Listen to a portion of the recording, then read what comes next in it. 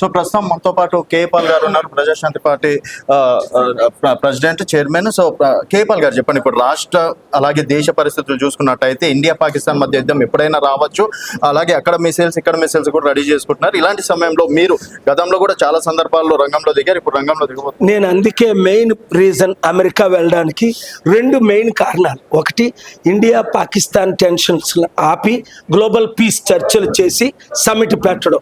First చాలా successful trip, పెద్దలందరినీ కలవడం జరిగింది. రెండోది, ఇక్కడ ప్రవీణ్ పగడాల మణిపూర్ లో జరుగుతున్న దాడులు, ప్రవీణ్ పగడాల మీద హత్య, కొంతమంది ఇంపార్టెంట్ లీడర్స్ తెలుసుకోవడానికి మీటింగ్లు జరగడం జరిగింది. ఇది హత్య, ఇప్పటి వరకు ఉన్నవన్నీ హత్య రుజువు. ఎందుకు ఆంధ్రప్రదేశ్ గవర్నమెంట్ సిబిఐకి హ్యాండ్ ఓవర్ చేయట్లేదు? రెండు, ప్రవీణ్ పగడాలది యాక్సిడెంట్ అని చూపిస్తున్నారే గానీ, చెప్తున్నారే గానీ, కానీ ఒక్క రుజువు చూపించట్లేదు. సీసీ కెమెరాలు అవన్నీ చాలా క్లారిటీ చూసావా ప్రవీణ్ పగడాలని? ఎక్కడైనా సీసీటీవీ కెమెరాల్లో నువ్వు ప్రవీణ్ పగడాలను చూసావా? ఫోన్ పే తోటి చేసినటువంటి అది కాదు, నువ్వు ప్రవీణ్ పగడాల మక్కుని చూసావా?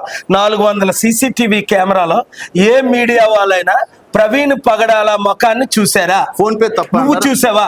ఫోన్ పే నీ పే నుంచి నీ ఫోన్ నుంచి నేనే పే చేస్తాను. నీ ఫోన్ తీసుకొని పాస్వర్డ్ హ్యాక్ చేసి నేనే పే చేయొచ్చు. అది కాదు, ప్రవీణ్ పగడాల మోటార్ సైకిల్ మీద ఉన్నదని ఎవరైనా నువ్వేనా ముఖం చూసావా? ముక్కు గాని, నోరు గాని, కళ్ళు గాని చూసావా? నిన్ను అడుగుతున్నాను, అవన్నీ మర్చిపో, అందరిని మర్చిపో. నువ్వు ప్రవీణ్ పగడాల ముఖం చూసావా మోటార్ సైకిల్ మీద? ఆయన వైన్ కొన్నప్పుడు ఆయన ముఖం చూసావా?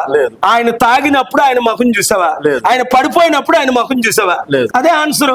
నీ దగ్గరే ఉన్న ఆన్సర్. నువ్వు చిన్నోడు పెట్టి సిబిఐ కంటే నువ్వే బెటర్ ఎంక్వైరీ చేయి, ఇన్వెస్టిగేషన్ చేస్తున్నావు ఇప్పుడు. సార్, మరి పోలీసులు ఎందుకు దాని కేసు?